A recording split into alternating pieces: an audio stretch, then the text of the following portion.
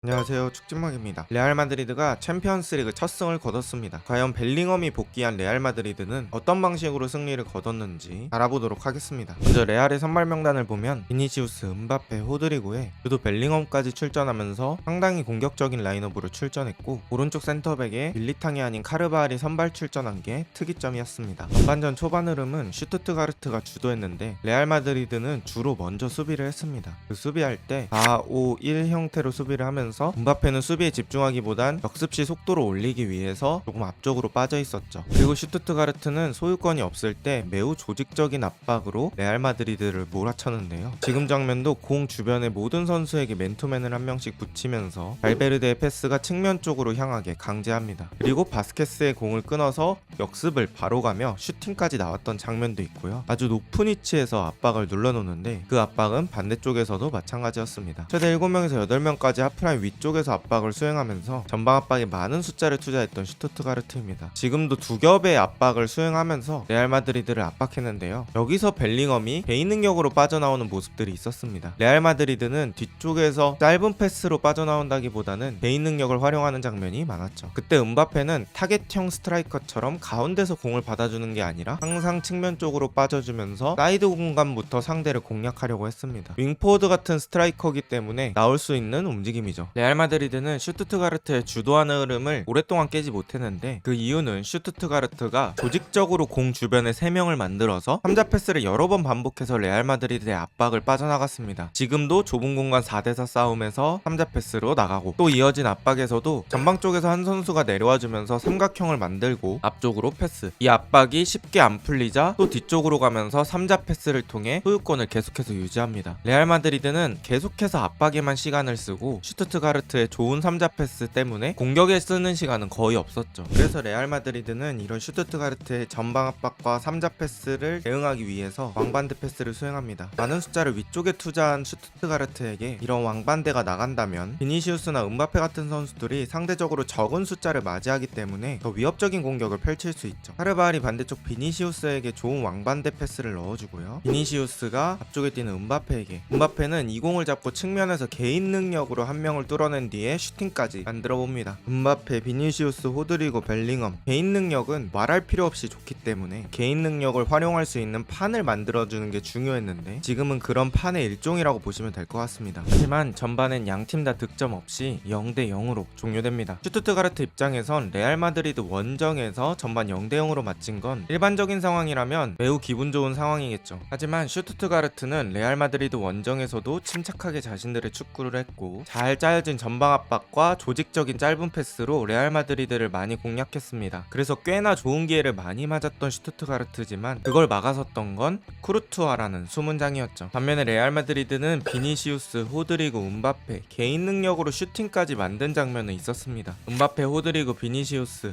이 3명이 자리를 바꿔가면서 자유로운 공격을 했던 게 인상적이었는데요. 하지만 슈투트가르트는 그런 움직임들을 성실함으로 커버했습니다. 전반전 끝나고 띵거리만 봐도 선수단 전체적으로 4kg 정도나 차이가 나면서 양 팀의 체급 차이를 띵거리로 극복해보려고 했죠. 하지만 그런 우려는 후반 시작하자마자 바로 깨졌는데요. 후반 시작하는 과정에서 슈투트가르트 선수들은 매우 높은 라인을 유지했었고, 그때 호드리그가 측면에서 뒷공간을 잡을 기회만 노립니다. 이때 추아메니가 한 번의 전환으로 뒷공간 패스를 넣어주고요. 호드리구가 이 공을 빠르게 끌고 갑니다. 호드리구의 빠른 속도를 슈투트가르트 선수들은 대응하기 어려웠죠. 그리고 호드리구가 반대쪽 오는 음바페에게 차분한 패스, 음바페가 오면서 마무리합니다. 정말 레알스러운 역습이 나왔고, 이런 방식의 역습을 한번 당하게 되면 상대팀은 높은 위치에서 압박하는 것에 대한 부담을 느끼게 됩니다. 그러면서 슈투트가르트가 준비해왔던 원래 플랜이 흐려지기 시작합니다. 후반 들어서 한 골 실점하고, 그리고 전반에 체력을 많이 쓴 슈투트가르트는 아무래도 후반전에는 조금 간격이 벌어지는 모습이 있었습니다. 후반에 교체 투입된 밀리탕, 그리고 측면으로 자리를 옮긴 카르바알, 중원에 발베르데까지 이어지는 3자 패스가 있었고, 여기서 1대1 맨투맨이 풀려버린 슈투트가르트입니다. 그리고 발베르데는 반대쪽 음바페에게, 음바페는 또 반대쪽에 있는 측면 윙어에게 뿌려주는 이런 전개들이 전반보다 스무스하게 전개될 때가 많았습니다. 레알은 압박에서 나오면서 역습 한방 플레이로 상대를 공략하려고 했다면, 슈투트가르트는 레알 마드리드의 왼쪽을 지독하게 괴롭혔습니다. 지금도 공을 잡았을 때 한 명이 하프 스페이스로 언더래핑 나가고, 반대쪽 컵백 받은 공을 슈팅, 또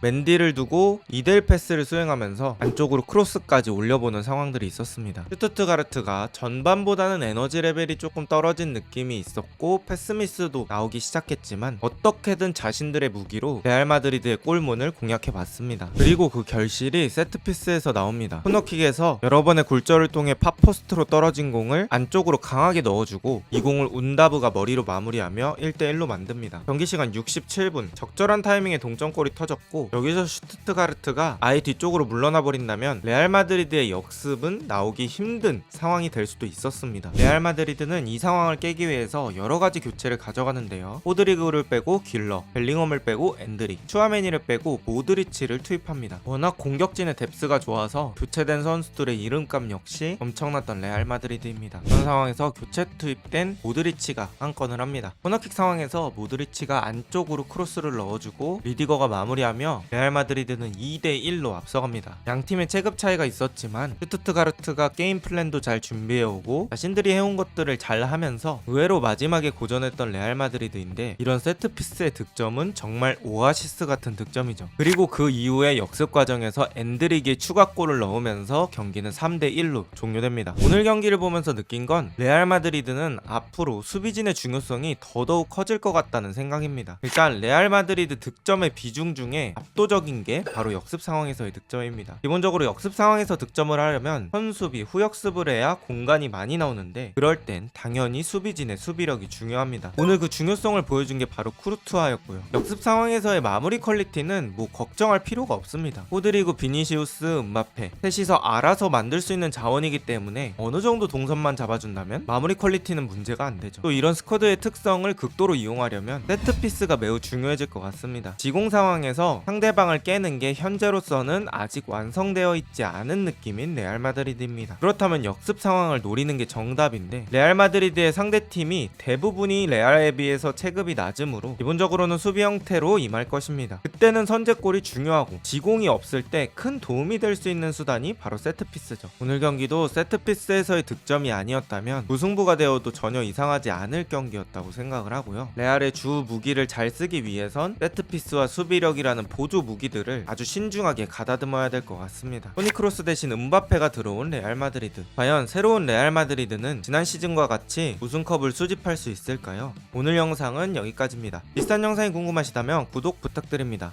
좋은 하루 되세요.